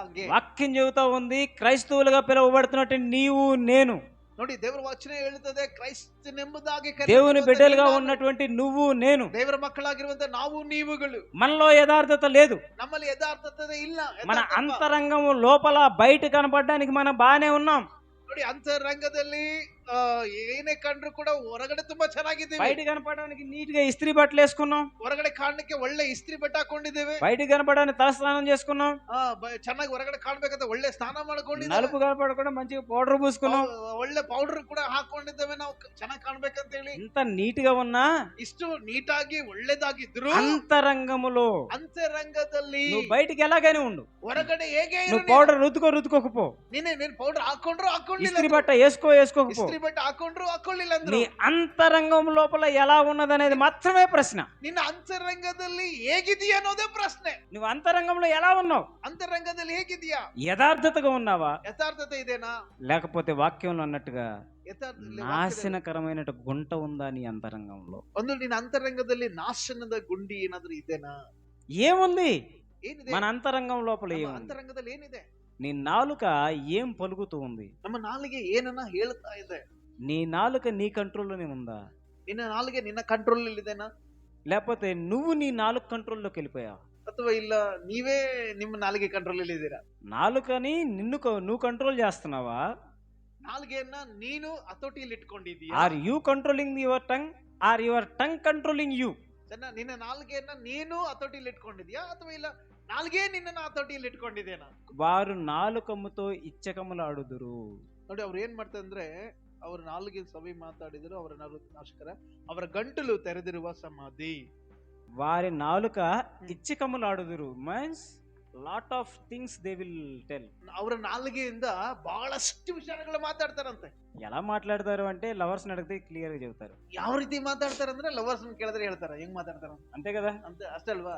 సో నా ప్రియ సహోదరి సహోదరులారా, ಪ್ರೀತಿ ದೇವ ಜನರೇ, మన నాలుక మన ఆధీనంలో ఉండాలి. ನಮ್ಮ ನಾಲಿಗೆ ನಮ್ಮ ಅಧೀನದಲ್ಲಿ. లేదంటే దేవుడి వాక్యం చాలా కరాఖండిగా నీతో నాతో మాట్లాడుతూ ఉంది. ಇಲ್ಲ ಅಂದ್ರೆ ದೇವ್ರ ವಾಕ್ಯ ಕಡಖಂಡಿತವಾಗಿ ನಮ್ಮೊಂದಿಗೆ నీ నోట యథార్థత లేదు, ನಿನ್ನಲ್ಲಿ ಯಥಾರ್ಥತೆ ಇಲ್ಲ, అంతరంగం నాశనకరమైన గుంట, ಅಂತರಂಗ ನಾಶನಕರವಾದ ಗುಂಡಿ. మన కంఠము ನಮ್ಮ ಗಂಟಲು ಗಂಟಲು ಗೊತ್ತಲ್ಲ, తెరచిన సమాధి అంటే ತೆರೆದಿರುವ సమాధి. ಸಮಾಧಿ. మనం మాట్లాడే మాటలో యథార్థత లేకపోతే, ನಾವು ಮಾತನಾಡುವಂತ ಮಾತುಗಳಲ್ಲಿ ಯಥಾರ್ಥತೆ ಇಲ್ಲದೆ ಹೋದ್ರೆ, మన దగ్గర దాకా వచ్చి ನಮ್ಮ ಹತ್ತಿರವಾಗಿ ಬಂದು చూసి ನೋಡಿ వీడిని పలకరించిన అనవసరం, ಇವನ್ನ ನಮ್ಮ ಮಾತಾಡಿಸಿದ್ರು ಉಪಯೋಗ ಇಲ್ಲ, అన్ని అబద్ధాలే మాట్లాడతాడు, ಮಾತಾಡೋದೆಲ್ಲ ಸುಳ್ಳು. కాబట్టి నా సహోదరి సహోదరులారా, ಪ್ರೀತಿ ದೇವ ಜನರೇ, వాక్యం మనల్ని గద్దిస్తున్నప్పుడు, ದೇವರನ್ನ ವಾಕ್ಯವನ್ನ ನಮಗೆ ಗದರಿಸುವಾಗ, వాక్యం మనతో మాట్లాడుతున్నప్పుడు, ದೇವರ ವಾಕ್ಯ ನಮ್ಮ ಜೊತೆ ಮಾತನಾಡುತ್ತಿದ್ದಾಗ మనలో ఏమేమైతే అలాంటి లక్షణాలు ఉన్నాయో అవన్నీ విడిచిపెట్టడానికి ప్రయత్నం చేయాలి. ನೋಡಿ, ನಮ್ಮಲ್ಲಿ ಯಾವ ರೀತಿಯಾದಂತ ಆ ಗುಣಗಳ ನಮ್ಮಲ್ಲಿ ಅದನ್ನ ಬಿಟ್ಟು ಬಿಡ್ಲಿಕ್ಕೆ ನಾವು ಪ್ರಯತ್ನ వినడానికి మనకి కామెడీగానే ఉంటది, కానీ ಅದು ಒಂದು ತಮಾಷೆಯಾಗಿ ಇರಬಹುದು. మన లైఫ్ లో అది మనం కలిగి ప్రవర్తిస్తున్నప్పుడు, ನಮ್ಮ ಜೀವನದಲ್ಲಿ ಅದನ್ನ ಹೊಂದಿಕೊಂಡು ನಾವು ನಡೀತಾ ಇದ್ದಾಗ, మనకి ఇప్పుడు 100 మంది స్నేహితులుంటే, ನಮ್ಮಲ್ಲಿ 100 ಜನ ಸ್ನೇಹಿತರಿದ್ರು ಕೂಡ మనం మన జీవిత ప్రయాణంలో ನಮ್ಮ ಜೀವನದ ಪ್ರಯಾಣದಲ್ಲಿ ఒక్కొక్కరు మన నుంచి దూరం అయిపోతా ఉంటారు. ಒಬ್ಬೊಬ್ಬರೇ ಆಗಿ ದೂರ ಆಗಿ ಹೋಗ್ತಾ ಇರ್ತಾರೆ. దేవుడు ఏం చెబుతూ ఉన్నాడంటే ದೇವ್ರು ಏನ್ ಹೇಳ್ತಾ ಇದ್ದಾನೆ, సంఘంలో సహవాసం కలిగి ఉండాలి. ಸಭೆ ಒಳಗಡೆ ಅನ್ಯೋನ್ಯತೆಯಲ್ಲಿರ್ಬೇಕು. ఈ సంఘంలో ಈ ಸಭೆ ಒಳಗಡೆ వాక్యమనే ఆహారం మనం భుజించాలి. ಈ ಸಭೆಯೊಳಗಡೆ ವಾಕ್ಯ ಅನ್ನುವಂತ ಆಹಾರವನ್ನ ನಾವು ತಿನ್ನಬೇಕು. దానివల్ల బలం పొందుకోవాలి. ಅದರಿಂದ ನಾವು ಬಲ ಹೊಂದಿಕೊಳ್ಳಬೇಕು. బలహీనతను యందు మనం బలం పొందుకునేది ఏంటి? వాక్యమే. ನೋಡಿ, ಬಲಹೀನತೆಯಲ್ಲಿ ಬಲವನ್ನ ಹೊಂದಿಕೊಳ್ಳುವಂತದಂದ್ರೆ ವಾಕ್ಯದಿಂದಾನೆ. మన బలహీనతలు ఏంటో మనకు చెప్తూ ఉంది వాక్యం. ನೋಡಿ, ವಾಕ್ಯ ಏನ್ ಹೇಳ್ತದೆ, ನಮ್ಮ ಬಲಹೀನತೆ ಏನು ಅನ್ನೋದು ವಾಕ್ಯ ನಮ್ಗೆ ಹೇಳ್ತಾ ಇದೆ. నీలో బలహీనత ఉంది, ನಿನ್ನೊಳಗಡೆ ಬಲಹೀನತೆ ಇದೆ, నీలో బలహీనత ఉంది, ನಿನ್ನಲ್ಲಿ ಬಲಹೀನತೆ ಇದೆ, నాలో బలహీనత ఉంది. ನನ್ನಲ್ಲಿ ಬಲಹೀನತೆ ಇದೆ. మన బలహీనతలు తీసివేసి మనల్ని బలపరచగల దేవుడు ఒకే ఒక్క ನಮ್ಮ ప్రభు. ಬಲಹೀನತೆಯನ್ನು ತೆಗೆದು ನಮ್ಮನ್ನ ಬಲಪಡಿಸುವಂತ ದೇವರು ಒಬ್ಬನೇ, ಆತ ನಮ್ಮ ದೇವರಾಗಿದ್ದಾನೆ. యేసుక్రీస్తు ప్రభు. ಆತನೇ ಯೇಸು ಕ್ರಿಸ್ತನಾಗಿದ್ದಾನೆ. ಆಮೆನ್. నా బలహీనతలో నాకు బలాన్ని ఇచ్చాడు. ನೋಡಿ, ನನ್ನ ಬಲಹೀನತೆಯಲ್ಲಿ ನನ್ನ ಬಲವನ್ನು ಆತನ ಬಲ ఈ ಕೊಟ್ಟಿದ್ದಾನೆ. వాక్యం ద్వారా ఎవరు బలహీనంగా ఉన్నారో నాకైతే తెలియదు. ಈ ವಾಕ್ಯದ ಅನುಸಾರದಲ್ಲಿ ಯಾರು ಬಲಹೀನತೆಯಲ್ಲಿ ಇದ್ರಿ ನನಗೆ ಗೊತ್ತಿಲ್ಲ. దేవుడు ఈ వాక్యాన్ని ఎందుకు చూపించాడో నాకు తెలియదు. ಈ ವಾಕ್ಯವನ್ನ ದೇವರು ಯಾಕೆ ತೋರಿಸಿದಾನೆ ಗೊತ್ತಿಲ್ಲ. ఎందుకు మాట్లాడిస్తున్నాడో నాకు తెలియదు. ಯಾಕೆ ಮಾತನಾಡಿಸ್ತಾ ಇದ್ದಾನೆ ಗೊತ್ತಿಲ್ಲ. ఇది ఎవరికి అవసరమో, ಇದು ಯಾರಿಗೆ ಬಹಳ ಅವಶ್ಯಕತೆ ಆಗಿದೆ, ఎవరు నాలుకను తమ ఇష్టానుసారంగా వాడుతున్నారో, ಯಾರು ಅವರ ನಾಲಿಗೆನ ಇಷ್ಟಾನುಸಾರವಾಗಿ ಉಪಯೋಗ ಮಾಡಿಕೊಳ್ತಾ ಇದ್ದಾರೆ, ఎవరు వాళ్ళ నాలుకను ఆయుధం చేసుకుని వాడుతా ఉన్నారో, ಯಾರು ಅವರ ನಾಲಿಗೆಯನ್ನು ಆಯುಧವನ್ನಾಗಿ ಮಾಡಿಕೊಂಡಿದ್ದಾರೆ, ఎవరు తమ మాటల మీద ఆధారపడి జీవిస్తున్నారో, ಯಾರು ಅವರ ಮಾತುಗಳ ಮೇಲೆ ಆಧಾರ ಮಾಡಿ ಜೀವಿಸ್ತಾ ಇದ್ದಾರೋ, వాటన్నిటిని ಅವೆಲ್ಲವುಗಳ ఈ నిమిషం, ಈ ఈ ನಿಮಿಷದಲ್ಲಿ, క్షణం, ಈ ಕ್ಷಣದಲ್ಲಿ, ఈ సన్నిధిలోనే ಇದೇ ಸನ್ನಿಧಿಯಲ್ಲಿ విడిచిపెట్టేసేయాలి. ಅದು ಬಿಡುಗಡೆ ಆಗಲಿ. విడిచిపెట్టలేదా ಒಂದು ವೇಳೆ ಬಿಡ್ಲಿಲ್ವಾ, దేవుడు మనకి ఒక అవకాశం ఇస్తాడు. ಮತ್ತೊಂದು ಅವಕಾಶವನ್ನ ದೇವರು ಕೊಡ್ತಾ ಇದ್ದಾನೆ. దేవుడు మనకు ఒక సమయం ఇస్తాడు. ದೇವರು ನಮಗೊಂದು ಸಮಯ ಕೊಡ್ತಾ ಇದ್ದಾನೆ. ఆ సమయం దాటిపోయిందా, ಆ ಸಮಯ ಒಂದು ವೇಳೆ ಮುಗಿದು ఆ నిమిషం దాటిపోయిందా, ಆ ನಿಮಿಷ ದಾಟಿ ಹೋದ್ರೆ, ఆ తర్వాత మనం ఇప్పుడు కాదులే తర్వాత అనుకుంటే, ಇವಾಗ ಬೇಡ ಬಿಡು ನಾಳೆ ಮಾಡ, ಇನ್ನೊಂದ್ಸರಿ ಮಾಡೋಣ ಅಂತ నా సహోదరి, నా సహోదరుడా, ಸಹೋದರೇ ಸಹೋದರಿಯೇ, నీకు మళ్ళీ ఆ సమయం ఉందో లేదో, ಮತ್ತೆ ಆ ಸಮಯ ನಿನ್ನ ಜೀವಿತದಲ್ಲಿ ಇದೆಯೋ ಇಲ್ಲೋ ಗೊತ್ತಿಲ್ಲ. ఇప్పుడే, ಈಗಲೇ, ఈ క్షణమే, ಈ ಕ್ಷಣದಲ್ಲಿ, ఈ నిమిషమే ಈ ನಿಮಿಷದಲ್ಲೇ దేవుడు నిన్ను గద్దిస్తున్నప్పుడే, ದೇವರು ನಿನ್ನ ಗದರಿಸುವಾಗಲೇ, ఈ క్షణమే ఒప్పుకో, ಹೀಗೆ ನೀನು ಒಪ್ಪಿಕೊಳ್ಳಬೇಕು. ఈ క్షణమే విడిచిపెట్టు. ಹೀಗೆ ಅದನ್ನ ಬಿಟ್ಟು ఇంకా అబద్ధం ఆడొద్దు, ಇನ್ನು ಮುಂದೆ ಸುಳ್ಳನ್ನು ಆಡಬೇಡ. ఇంకా నీ మాటల మీద నువ్వు ఆధారపడద్దు. ಇನ್ನು ಮೇಲೆ ನಿನ್ನ ಮಾತಿನ ಮೇಲೆ ಆಧಾರ ಒಳ್ಳುಬೇಡ. నువ్వు యథార్థంగా ప్రవర్తించు. ನೀನು ಯಥಾರ್ಥವಾಗಿ ಪ್ರವರ್ತಿಸು. యథార్థత ఉండాలి, ಯಥಾರ್ಥತೆ ಇರಬೇಕು, సత్యం ఉండాలి. ಸತ್ಯ నా ಇರಬೇಕು. ప్రియ సహోదరి సహోదరులారా, ನನ್ನ ಪ್ರಿಯ ಸಹೋದರ ಸಹೋದರಿ, నీవు ఈ సమయంలో నువ్వు దేన్ని ఆశ్రయించావు? ಈ ಸಮಯದಲ್ಲಿ ನೀನು ಯಾವುದನ್ನ ఇప్పటి వరకు నువ్వు దేన్ని పట్టుకుని వేలాడుతూ ఉన్నావు? ಇಲ್ಲಿವರೆಗೂ ನೀವು ಯಾವುದನ್ನ ಹಿಡಿದುಕೊಂಡು ನೀನು ಹೋಗ್ತಾ ಇದ್ದಿ? నువ్వు సత్యం మాట్లాడడానికి నీకు ఏది అడ్డుకుంటా ఉంది? ನಿನಗೆ ಸತ್ಯವನ್ನು ಹೇಳೋದಕ್ಕೋಸ್ಕರ ಯಾವುದನ್ನ ಅಡ್ಡಿಪಡಿಸ್ತಾ ಇದೆ? అవన్నిటిని దేవుని సన్నిధిలో దేవునికి అప్పగించి వదిలేసి, ಅವೆಲ್ಲವನ್ನ ದೇವರ ಸನ್ನಿಧಾನದಲ್ಲಿ ದೇವರಿಗೆ ಒಪ್ಪಿಸಿಕೊಟ್ಟದ್ದು ಬಿಟ್ಬಿಡು. ఇంకా నువ్వు అబద్ధం ఆడాల్సిన అవసరం లేదు. ಇನ್ನು ಮುಂದೆ ನೀನು ಸುಳ್ಳು ಹೇಳುವಂತ ಅವಶ್ಯಕತೆನೇ ಇಲ್ಲ. ఇందాక మనం మాట్లాడుకున్నట్లుగా ಇನ್ನು ಇಷ್ಟುವರೆಗೂ ನಾವು ಮಾತಾಡಿಕೊಂಡ ಹಾಗೆ దేవుడే నీకు ఒక ఆ మాటలకి అడ్డుగా నిలబడతాడు. ದೇವರೇ ನಿನಗೆ ಆ ಮಾತುಗಳಿಗೆ ಅಡ್ಡವಾಗಿ ಆತ ನಿಂತ್ಕೊಳ್ತಾನೆ. నేను ఎప్పుడైతే నిజం చెప్పడం మొదలు పెట్టానో, ಯಾವಾಗ ಅವರು ನಿಜವನ್ನು ಹೇಳೋದಕ್ಕೆ ಪ್ರಾರಂಭ ಮಾಡಿದ್ರು, అంతకుముందు అబద్ధాల కోసం వెతుక్కునేవాడిని. ಅವಾಗೆಲ್ಲ ಅದಕ್ಕಿಂತ ಮುಂಚೆ ಸುಳ್ಳುಗಳಿಗೆ ಇನ್ನೊಂದು ಸುಳ್ಳು ಹುಡುಕ್ತಾ ಇದ್ದೆ. ఎప్పుడైతే నిజం చెప్పడం మొదలు పెట్టానో, ಯಾವಾಗ ನಿಜ ಹೇಳಕ್ಕೆ ಶುರು ಮಾಡಿದ, వాళ్ళ నుంచి వచ్చే బాణాలను ఆ దేవుడే అడ్డుకొట్టు ఉన్నాడు. ಅವರಿಂದ ಬರುವಂತ ಬಾಣಗಳನ್ನ ದೇವರೇ ಅಡ್ಡಿಯಾಗಿ ಅದನ್ನ వాక్యం ಆಡ್ತಾನೆ. సత్యం, ದೇವರ ವಾಕ್ಯ ಸತ್ಯವಾಗಿದೆ, వాక్యం నిజం. ವಾಕ್ಯವು ನಿಜವಾಗಿದೆ. సో నా ప్రియ సహోదరి ಪ್ರೀತಿಯ సహోదరులారా, ದೇವ ಜನರೇ, సో మన మాటలు ನಮ್ಮ ಮಾತುಗಳು ఇంకొక రెండు రిఫరెన్స్లు చూపిస్తాను. ಒಂದದ ಎರಡು ವಚನಗಳನ್ನ సామెతలు ತೋರಿಸಿಕೊಡ್ತೇನೆ. ಜ್ಞಾನೋಕ್ತಿಗಳು, Proverbs, ಪ್ರೊವರ್ಬ್ಸ್ 12వ అధ్యాయము 18వ వచనం. కత్తిపోటి వంటి మాటలు పలుకువారు కలరు. ಜ್ಞಾನೋಕ್ತಿಗಳು 12ನೇ ಅಧ್ಯಾಯ 18ನೇ ವಚನ. ಕತ್ತಿ ತಿವಿದ ಹಾಗೆ ದುಡುಕಿ ಮಾತಾಡುವವರುಂಟು. కత్తిపోటు వంటి మాటలు పలుకువారు కలరు. మాటలు ఎలా ఉంటాయి అనే దానికి ఒక ఎగ్జాంపుల్. ನೋಡಿ, ಮಾತುಗಳು ಹೇಗಿರುತ್ತವೆ ಅನ್ನೋದಕ್ಕೆ ಒಂದು ಉದಾಹರಣೆ ಇಲ್ಲಿ. కత్తిపోటు వంటి మాటలు గలవని లేఖనాల్లో ఉంది. అంటే ఒక్కొక్క మాట ఎలా ఉంటది. ఇందాకేమో వాడిగల బాణం అని చూసాం. ನೋಡಿ, ಇದು ಇಲ್ಲಿವರೆಗೂ ದೇವ್ರ ವಾಕ್ಯ ಹೇಳ್ತದೆ. ಇನ್ನೊಂದು ವಾಕ್ಯ ಏನು ಯಾವ್ದಂತ ನಾಲಿಗೆ ಅದು విల్లులాగా పెడతారని మాట చూసాం. ಬಗ್ಗಿಸಿ ಹೊಡೆಯುವಂತ ಬಾಣದ ಹಾಗೆ ಇದೆ ಅಂತ ನಾವು ఇప్పుడు చూస్తున్నాం కత్తిపోటు వంటి మాటలు చూస్తా ఉన్నాం. ಈಗ ನೋಡ್ತಾ ಇದೀವಿ ಕತ್ತಿದ ತಿವಿದ ಆಗಿರುವಂತ ನಾಲಿಗೆ ಅಂತ ನೋಡ್ಕೊಂಡು. ఇదే కీర్తన 52వ అధ్యాయం తీయొద్దు చెప్తాను. ಕೀರ್ತನ 52ನೇ ಅಧ್ಯಾಯದಲ್ಲಿ 52 వాడిగల మంగలి కత్తి. ಮೋಸಗಾರನೇ, ನಿನ್ನ ನಾಲಿಗೆಯು ಹದವಾದ ಕ್ಷೌರ ಕತ್ತಿಯಂತೆ ಇದೆ. సో ఎంత షార్ప్ గా ఉంటుంది. ಎಷ್ಟು ಬ್ಲೇಡ್ ಕಂటే ಶಾರ್ಪ್, ಎಷ್ಟು ತೀಕ್ಷ್ಣವಾಗಿರುತ್ತೆ. ಕತ್ತಿ ಕಂటే ಪದನೈಂది, ಆ, ಒಂದು ಕತ್ತಿಗಿಂತಲೂ ತುಂಬಾ ಹದವಾದದ್ದು. సమాధి లాంటి స్మెల్ లాంటి మాటలు. ನೋಡಿ, ಸಮಾಧಿ ತರ ಇರುವಂತ సో మాటలతో మనం ఈ విధంగా మనుషుల్ని బాధ ಆ పెట్టచ్చు. ಕೆಟ್ಟ ಮಾತುಗಳಿಂದ ಜನರನ್ನ ಬಾಧೆ ಪಡಿಸ್ತಾ ಇದ್ದಾವೆ. అది ఈ లోకంలో మనం జీవిస్తున్నప్పుడు మనం కలిగి ఉన్నటువంటి పరిస్థితి. ಈ ಲೋಕದಲ್ಲಿ ನಾವು ಜೀವಿಸುವಾಗ ನಮಗಿದ್ದಂತ ಪರಿಸ್ಥಿತಿ ಅದು. దేవుడిని నమ్మిన తర్వాత ದೇವರನ್ನ ನಂಬಿದ ಮೇಲೆ ఎలా ఉండాలి? ಹೇಗಿರ್ಬೇಕು? ಜ್ಞಾನೋಕ್ತಿಗಳು 18-21 ವಚನ ಹೇಳ್ತದೆ, ಜೀವ ಮರಣಗಳು ನಾಲಿಗೆಯ ವಶ, ವಚನ ಪ್ರಿಯರು ಅದರ ಫಲವನ್ನು ಅನುಭವಿಸುವರು. జీవ మరణములో నాలుక వశము, దాని యందు ప్రతివారును దాని ఫలము తిందురు. మన నాలుక, ನಮ್ಮ ನಾಲಿಗೆ, మనం ఫస్ట్ లో మాట్లాడుకున్నట్లుగా ನಾವು ಮೊದಲು ಮಾತಾಡಿಕೊಂಡಿದೀವಲ್ಲ, ఒక మనిషిని ఓదార్చడానికి ఉపయోగపడుతుంది. ನಮ್ಮ ನಾಲಿಗೆ ಒಬ್ಬ ಮನುಷ್ಯನನ್ನ ಸಮಾಧಾನ ಪಡಿಸಲಿಕ್ಕೆ ಉಪಯೋಗ ಆಗ್ತದೆ. ఒక మనిషిని దుఃఖపరచడానికి ఉపయోగపడుతుంది. ಒಬ್ಬ ಮನುಷ್ಯನನ್ನ ದುಃಖಪಡಿಸೋದಕ್ಕೋಸ್ಕರ ಕೂಡ ಉಪಯೋಗ అయితే ಆಗ್ತದೆ. నీ నాలుగును నువ్వు దేనికోసం వాడతావు? ಆದ್ರೆ ನಿನ್ನ ನಾಲಿಗೆಯನ್ನ ನೀನು ಯಾವುದಕ್ಕೋಸ್ಕರ ಉಪಯೋಗ ಮಾಡಿಕೊಳ್ತಾ ಇದ್ದೀಯ? జీవం కోసం ఉపయోగిస్తున్నావా? ಜೀವಕ್ಕೋಸ್ಕರ ಉಪಯೋಗ ಮಾಡಿಕೊಳ್ತಾ మరణం కోసం ఉపయోగిస్తున్నావా? ಮರಣಕ್ಕೋಸ್ಕರ ಉಪಯೋಗ రెండు ಮಾಡಿಕೊಳ್ತಾ నీ చేతుల్లోనే ఉన్నాయి. ಎರಡೂ ನಿನ್ನ ಕೈಯಲ್ಲುಂಟು. దేవుడు నీకు ఆ స్వతంత్రాన్ని ఇచ్చాడు. ನಿನಗೆ ಆ ಸ್ವತಂತ್ರತೆ ದೇವರು ಕೊಟ್ಟಿದ್ದಾನೆ. అయితే నువ్వు జీవం వైపు నిలబడితే, ಅದು ನೀನು ಜೀವದ ಕಡೆಗೆ ನಿಂತುಕೊಳ್ಳೋದಾದ್ರೆ, మనం మరణించవలసినటువంటి వారం, ನಾವು ಮರಣವನ್ನು ಅನುಭವಿಸುವವರಾಗಿದ್ದೇವೆ.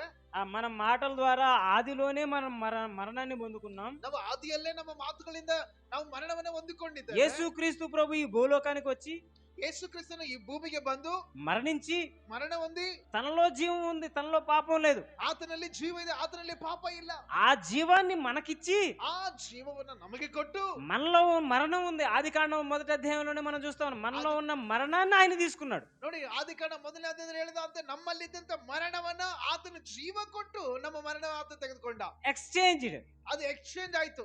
దేవుడు జీవాన్ని ఇచ్చి మన మరణాన్ని తీసుకున్నాడు. ದೇವರು ಜೀವವನ್ನ ಕೊಟ್ಟು ನಮ್ಮ ಮರಣವನ್ನ ಆತನ ತೆಗೆದುಕೊಂಡಿದ್ದ. మరణానికి దేర్ ఇస్ నో వాల్యూ. ಅದಕ್ಕೆ ಮರಣದಲ್ಲಿ ಯಾವುದೇ ರೀತಿಯಾದಂತ ಒಂದು ಶ್ರೇಷ್ಠತೆ ಇಲ್ಲ. బట్ మరణం హ్యాస్ నో రెమెడీ. ನೋಡಿ, ಮರಣಕ್ಕೆ ಯಾವುದೇ ರೀತಿಯಾದಂತ ಒಂದು ಔಷಧ ಇಲ್ಲ. మరణానికి వేరే మార్గం లేదు, మరణమే శిక్ష. ಮರಣಕ್ಕೆ ಯಾವ ಮಾರ್ಗ ಇಲ್ಲ, ಮರಣವೇ ಲಾಸ್ಟ್ ಕೊನೆ ಶಿಕ್ಷೆಯಾಗಿದೆ. ఆ మరణాన్ని ఆయన తీసుకున్నాడు. ಆ ಮರಣವನ್ನು ಆತನು ತೆಗೆದುಕೊಂಡ. ఆయనలో ఉన్న జీవాన్ని మనకిచ్చాడు. ಆತನಲ್ಲಿದ್ದಂತ ಜೀವವನ್ನು ನಮಗೆ ಕೊಟ್ಟ. జీవాన్ని తీసుకున్న తర్వాత కూడా ನಾವು ಜೀವವನ್ನ ತೆಗೆದುಕೊಂಡ ಮೇಲೆ ಕೂಡ ఆదాము దేవునితో అబద్ధం ఆడినట్లుగా, ಆದಾಮನು ದೇವರೊಂದಿಗೆ ಸುಳ್ಳನ್ನ ಆಡಿದ ಹಾಗೆ ఇప్పుడు కూడా మనం అబద్ధం ఆడితే, ಈಗಲೂ ಕೂಡ ನಾವು ಅದೇ ಸುಳ್ಳನ್ನ ಮಾತಾಡಿದ, ಅದೇ ಸುಳ್ಳನ್ನ ನಾವು ಹೇಳಿದ್ರೆ, ఇంకా నువ్వు యేసుక్రీస్తు ప్రభును సిలువకు అప్పగించడానికి సిద్ధంగా ఉన్నావు. ಇನ್ನೂ ನಾವು ಯೇಸು ಕ್ರಿಸ್ತನನ್ನ ಶಿಲುಬೆಗೆ ಹಾಕ್ಲಿಕ್ಕೆ ನಾವು ಸಿದ್ಧರಾಗಿದ್ದೀವಿ. ఆ దినాన యూదులు యేసుక్రీస్తు ప్రభును సిలువేలా, ಆ ದಿನದಲ್ಲಿ ಯೂದರುಗಳು ಯೇಸು ಕ್ರಿಸ್ತನ ಶಿಲುಬೆಗೆ ಹಾಕಲಿಲ್ಲ.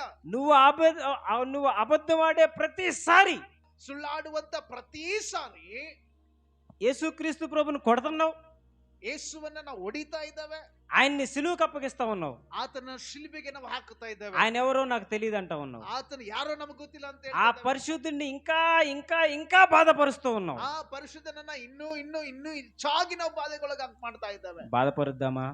ನಾವು ಸುಳ್ಳು ಹೇಳುವುದರಿಂದ ಆತನ ನೋಪಡಿಸೋಣ, ఆయన ఇంకా సిలువకు అప్పగిద్దామా? ಆತನ ಇನ್ನೂ ಶಿಲುಬೆಗೆ ಹಾಕೋಣ. ಸುಳ್ಳು ఆయన ಹೇಳಿದ್ರೆ రక్తం ద్వారా మనం కడుగబడ్డాం కదా. ನಾವು ಯೇಸು ಕ್ರಿಸ್ತನ ರಕ್ತದಿಂದ ತೊಳೆಯಲ್ಪಟ್ಟವರಾದ ಕಾರಣ జీవము మరణము మన వశం చేశాడు కదా. ಜೀವವು ಮರಣವು ನಮ್ಮ ವಶವಾಗಿ ದೇವರು ಕೊಟ್ಟಿದ್ದಾನೆ. ఇప్పటికీ ఆయన మనం శిక్షిద్దామా?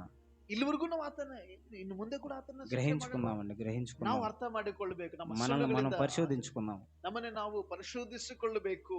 ఎంత చిన్న నాలుక, ಎಷ್ಟು ಚಿಕ್ಕದಾಗಿರುವಂತ ನಾಲಿಕೆ దేవుడు తన సింహాసనం వదిలేలాగా చేసింది నా ప్రియ సహోదరి సహోదరు. ದೇವರು ತನ್ನ ಸಿಂಹಾಸನ ಬಿಡುವಂತೆ ಮಾಡಿತು ಆ ಸಣ್ಣ ನಾಲಿಗೆ.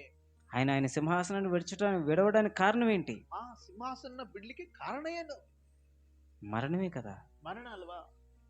మన నాలుగుతో మనం వాడే ఒక అబద్ధం ನಮ್ಮ ನಾಲಿಗೆಯಿಂದ ಮಾತಾಡುವಂತ ಒಂದು ಸಣ್ಣ ఆ నిమిషం వరకు నీకు సంతోషాన్ని కలిగించవచ్చు. ಆ ನಿಮಿಷಕ್ಕೆ ನಿನಗೆ ಸಂತೋಷ ಕೊಡಬಹುದು. ఆ నిమిషం నిన్ను ఆ బాధ నుంచి తప్పించవచ్చు. ಆ ನಿಮಿಷ ನಿನಗೆ ಆ ಬಾಧೆಯಿಂದ ತಪ್ಪಿಸಬಹುದು. కానీ ಆದ್ರೆ అదే నిమిషంలో ಅದೇ ನಿಮಿಷದಲ್ಲಿ నువ్వు తప్పించుకుంటున్నావు, ನೀನು ತಪ್ಪಿಸಿಕೊಳ್ತಾ ಇದ್ದಿ. మన ప్రభు అయిన యేసుక్రీస్తు ప్రభుని సిలువేస్తా ఉన్నావు. ಆದ್ರೆ ನಮ್ಮ ಕರ್ತನಾಗಿದ್ದ ಯೇಸು ಕ್ರಿಸ್ತನನ್ನ ನಾವು ಶಿಲುಬೆಗೆ ಹಾಕ್ತಾ ಇದ್ದೇವೆ. కాబట్టి మనం నాలుకను మనం భద్రం చేసుకోవాలి. ಪ್ರೀತಿ ದೇವಜನ, ಹಾಗಾಗಿ ನಮ್ಮ ನಾಲಿಗೆಯನ್ನ ನಾವು ಭದ್ರಪಡಿಸಿಕೊಳ್ಳಬೇಕು. మన మాటలు చాలా జాగ్రత్తగా ನಮ್ಮ ఉండాలి. ಮಾತುಗಳು ಬಹಳ ಜಾಗೃತಿಯಿಂದ ಇರಬೇಕು. మనము సిలువ వేస్తుంది నీలాగా నాలాగా ఉన్న సామాన్య మనిషిని కాదండి. ನಾವು ಶಿಲುಬೆಗೆ ಹಾಕ್ತಿರುವಂತದ್ದು ನಿನ್ನ ಹಾಗೆ ನನ್ನ ಹಾಗೆ ಸಾಮಾನ್ಯವಾಗಿರುವಂತ ವ್ಯಕ್ತಿ ಅಲ್ಲ. ఆయన జీవం కలిగిన దేవుడు, ಆತನು ಜೀವಿಸುವ ఈ ದೇವರಾಗಿದ್ದಾನೆ. సర్వాన్ని సృష్టించిన దేవుడు, ಸರ್ವನೆಲ್ಲ ಸೃಷ್ಟಿಸಿದ ದೇವರು, ఈ మొత్తాన్ని మనకిచ్చిన దేవుడు. ಎಲ್ಲವನ್ನ ನಮಗೆ ఈ ಕೊಟ್ಟ ದೇವರು. భూలోకంలో ఏది నీది కాదు. ಈ ಭೂಲೋಕದಲ್ಲಿ ಯಾವುದೂ నువ్వు ನಿನ್ನದಲ್ಲ. కలిగిన జీవమే నీది కాదు. ನಿನ್ನಲ್ಲಿ ಜೀವವೂ ನಿನ್ನದಲ್ಲ.